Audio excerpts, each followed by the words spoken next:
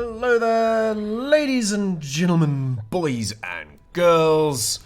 Marshall here, and this is Alloy, and this is a NikolaMX in blue, and this on the south is Ptasior in ice blue. Ugh. Interesting. Also, it's been a while. I do apologise. I have been doing other things. No excuses. Because I don't need to make excuses for you. But yes, I have been busy doing other things. But I have been sent a couple of replays. And here's one of them. So we've got Ptasior on the south of Alloy. Going bots into air with 2-3 fabs and a firefly, very standard fare. Going triple P-gen afterwards into second air on a big planet like Alloy, which only makes sense. And we'll get back to analysing the planet in just a moment. Let's have a look at Nicorino. Up on the top, again, similar thing. 3 fabs, bot into air, into 3 P-gens, but we've then gone bot factory instead of third air. So a little bit of a difference there. It's going to give Ptasior a bit more mobility, however it's going to give Nick potentially more map control on the ground for raiding, as long as he can defend his raiders. Now while he's doing that, I'm going to try and set the cameras up to the best I can here so that you can still see the build queues. Let's have a talk about the map, because on Alloy, this 1v1 map, you've got the North Spawn, which is a whole area where you can spawn in the 4 in the middle, or you can spawn at the edge. Most players tend to opt to spawn in the middle because you've got the nice 4 mechs that are close together and allows you to build out in a particular direction of your so choosing. Some players prefer to spawn on the edge and expand inwards and outwards at the same time, really going for one of the approaches if they really like them. They're all more or less the same, and rather the better approach, personally, especially if you're not an Uber player, is definitely to go in the middle if you're not accustomed to doing that sort of rushing. Here we go. Boombots. Because the distance is very far and your metal expansion is going to be a lot slower than if you spawned all together. But if you're not accustomed to rushing, and at that level, probably neither is your opponent accustomed to being rushed, so maybe it'll work for you. It's a gamble. What players tend to do, though, is this. They spawn at the edge and then go and build a factory on the ring, and that'll be what gets them going. Nick there opting for a mechs kill rather than a fabber kill. He couldn't find the fabbers, so he just goes for what damage he can do. Here, have a look at this. Nick building a factory on the ring, but also an expansion. Playing aggressive and hard to get. Ptasior falling behind a little bit there in terms of the economy. Fab accounts more or less equal. Factories, though, very much favouring Nick. Getting these factories further out in the middle is a good thing insofar as it projects power. It also helps defend these expansions. See, now these factories will produce units that will come out of those areas and pressure these lines of attack. Whereas point defense can't be moved, they can be outwitted by various units with range and all of this stuff. Whereas armies, you have control of them. So that's always the advantage.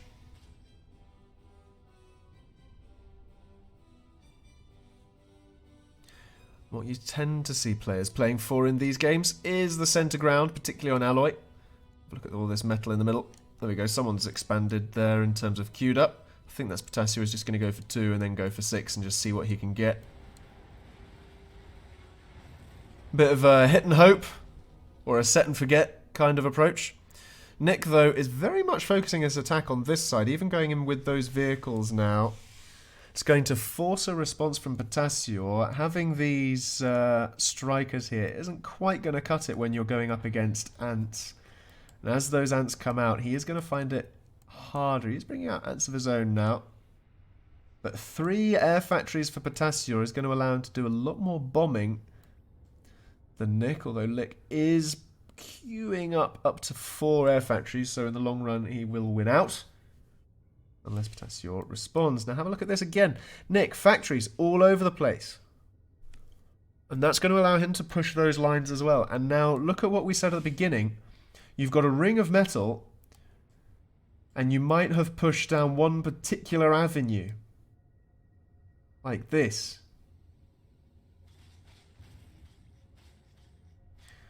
But what Nick's doing is he's saying, okay, well, let's have a fight down this avenue, but I'm going to open up a new avenue that you've got to respond to. And that momentary imbalance is what's potentially going to cause problems for Ptasior in rerouting forces if he's caught off guard. Unfortunately, those docks focused on the spinner rather than the striker. But that rerouting of forces could potentially give Nick an opening in which to do other things. In come the bombers on the docks. Can the docks kill the fabbers? No. Can they stop the pelter going up? No. Is the answer to that. Spinners were nowhere to be seen. That pelter is dangerous for this entire expansion. Nick is not going to get it up. Both players floating the billio out of their resources. Is that pelter fit? Yes, it is. There we go. And only now... But it doesn't have radar coverage. Fantastic. Absolutely brilliant, mate.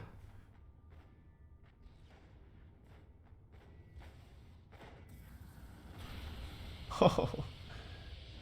Imagine if that Inferno had managed to get there. That would have been embarrassing. Right, but yes. Nick creating a new approach vector. He's managed to take out this side. He's got some boombots ready to do some more damage. And both players looking for what's next in the game. Ptasior trying to do some raiding with some bombers up here. Takes out a few docks that are... Well, and a large amount of docks that aren't being watched. Although the Galata did manage to take out that bomber force. But these bumblebees, boombots here, into the main home, could potentially do some energy damage, but no, just going for the mechs. And let's see what happens with that momentary imbalance. Nope, Ptasior's just pushing forwards. But everything in the base is going to be rerouted over here. But then Nick comes in with another one. So he reroutes, but also comes in again, doing maximum damage without trying to push into the center of the base here. He's not trying to finish the game. He's trying to weaken Ptasior. He's trying to contain, and he's trying to keep him on the back foot. What a lot of players tend to do is they see, oh, I've got an opening, I'm going to go and try and do everything. You don't have to overcommit. Nick here is not overcommitting. He's not pushing in. He sees resistance. He comes back. By doing that, it keeps this chase going, this cat and mouse. If, as Jerry, you smack Tom in the face, but you allow Tom to eat you, well, Tom's won overall, hasn't he? Yes, you smacked him in the face, but Tom wins. Don't subscribe to that school of thought. Subscribe to me instead. Haha. Bet you didn't expect that coming. Everyone does it. Of course you were expecting it, but were you? See, now you're on the back foot thinking, wait, is he thinking about what I'm thinking now? No, because that wasn't what you were thinking. You were actually thinking, this guy's a bit boring. I fancy some scones for breakfast. But have a look at this. Ptasior, with a large number of vehicles on that first avenue that opened up, by investing in a few extra vehicle fabs, and has been able to defend this emplacement and defend these forces before they can push in, has got quite a good push here. He needs to be careful though. Boombots are very good against vehicles.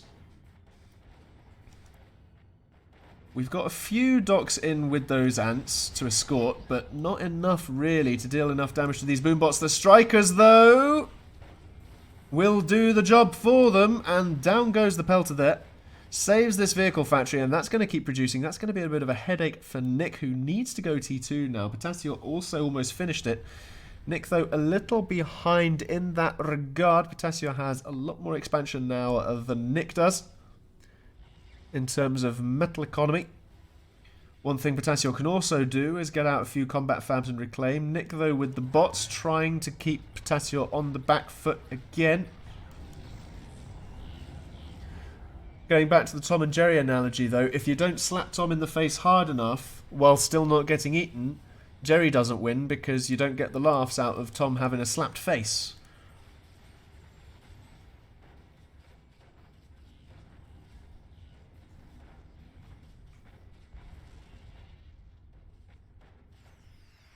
Why are we talking about cats, mice, and slapped faces in a futuristic planetary destruction game?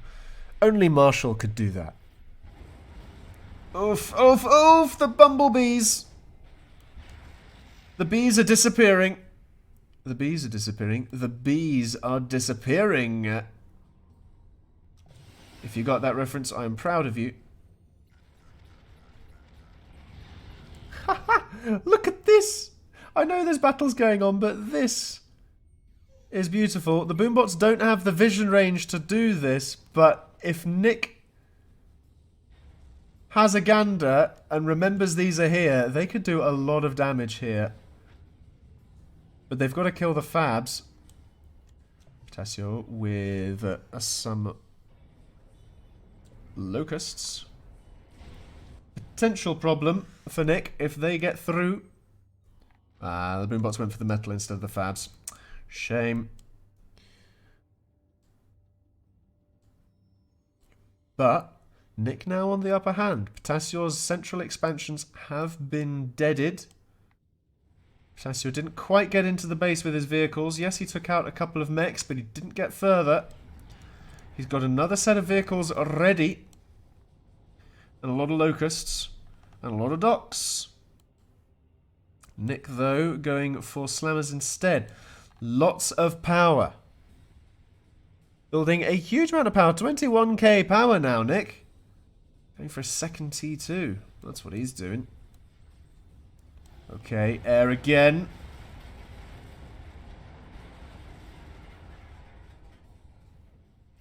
Hummingbirds there. Takes out the bees. Again, bumblebees. Taking out the static, giving Nick a bit more freedom. What's this Ptasior building metal outside Nick's front yard? Disgraceful. And what's also disgraceful is that there's no spinners in Ptasior's forces. Come on, sir. Where is your anti-air? Why is it not here?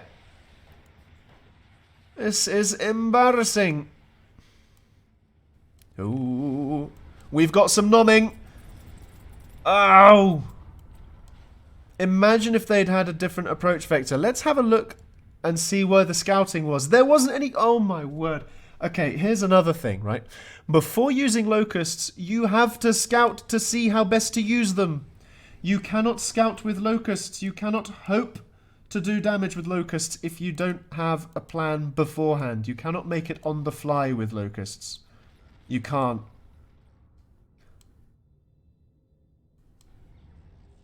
Most damage is done by having a plan. That's such a shit. That could have been big. If he had come in from another side, he could have taken out that entire central base. There were no units there. There were no bombers there. Bombers? Bombers.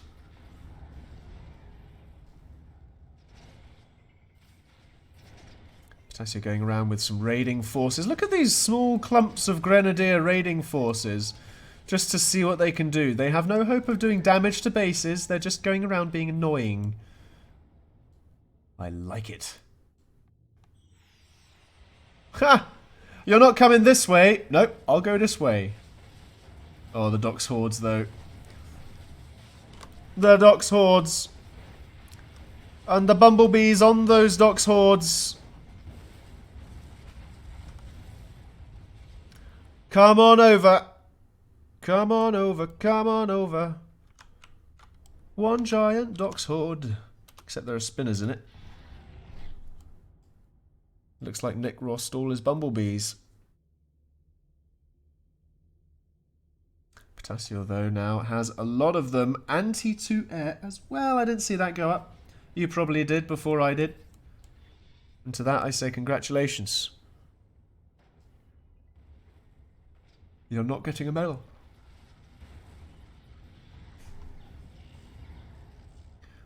Nick looks to be pushing in. on this big wide approach. Not a lot of defense here other than this one army. There is this one geographical obstacle here that could cause some problems for this army's defense. Ptasior, though, at the same time, coming up north with his army. Nick approaching. Bumblebees ready to defend. We'll watch this one instead. What's happening here? Ptasior has the numbers. Nick has the slammers.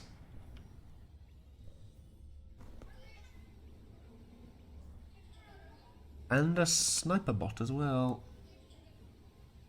Unfortunately for Ptasior's bombers, he hasn't managed to take out enough of Nick's forces on Nick's own attack. Slammers do exist, and there's the big defense force. Not going to be a problem. Ptasior coming out with another big blob. Nick trying to defend. Panic walls are happening. Panic walls. Panic walls. Multiple panic walls.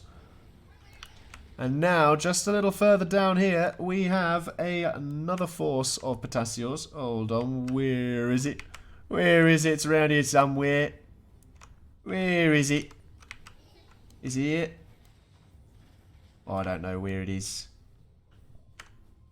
I have no idea. You know what? Let's just do this. There.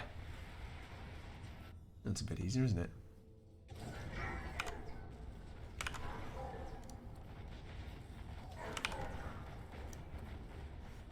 There you go. Come and potentially take out these factories there. Both players have a similar number of factories. Nick has more fabbers, but a smaller army now.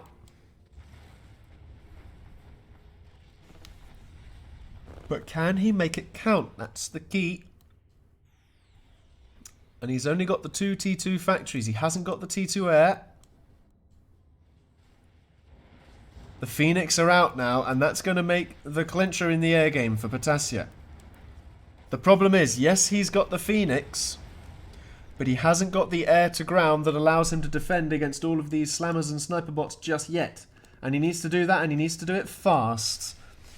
He hasn't got vehicles, T2 vehicles that is, but he has got some T2 fabbers desperately trying to get up some T2 metal. Problem is, he's only got 9 slammers on his doorstep, 4 sniper bots, 26 ants, and a partridge in a pear tree, but my word. I minced those words, didn't I? Just like a mince pie! Ha! Recovered. Oh my word, the bumblebees absolutely gobbled by Ptasior. Disgusting. Nick resorting to mines here. That's actually quite an interesting and smart move. As long as he keeps that out of sight of Ptasior.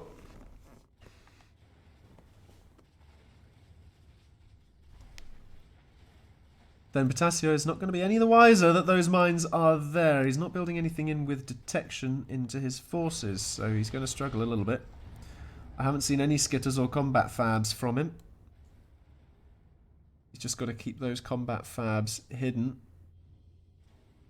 Keep them secret, keep them safe. Ptasior got an army anywhere? Nick's got one encroaching on Ptasior's base over here. Just a small raiding force, but it has got a few levelers in it. That's a potential issue. And a slammer there too. This could take out all 3 of these factories quite easily. Ptasior's going to have to run his air back for this. This force has the potential to be devastating!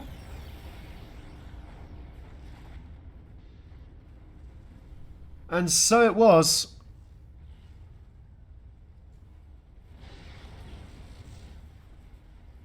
Let's have a look at how that happened. Obviously it was a GG, but let's just have a gander at a pause moment here. Let's have a look at the stats. Army counts. Nick has the bigger army, has more fabricators, has more factories. Ptasior lost his map control in the middle. Nick maintained it, put up some static, built more factories. Somehow managed to cling on to air. Despite Ptasior having T2 air, possibly the wrong investment choice. going T2 air and not investing then in air to ground T2. Going T2 vehicles a little late. Having some metal problems. We move forward 30 seconds. We can see the picture growing. Nick's army growing. Factory count growing, you see? Wait, what? No. Fab account being a bit dodge. Never mind. Ignore me.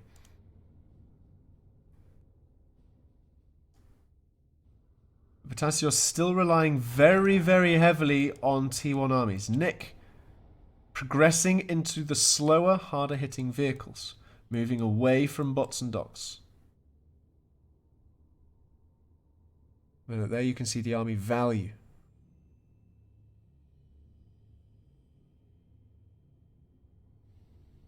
Having all of this power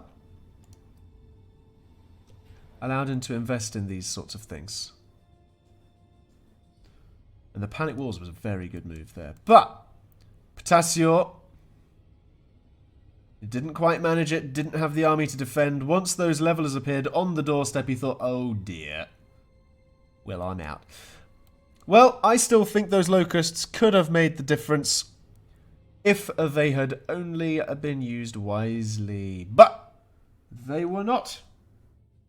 And that may well have been the problem. What may also have been a problem is that Ptasior woke up a little bit slow and late that day and was sleepy in the game. Who knows? These are all excuses.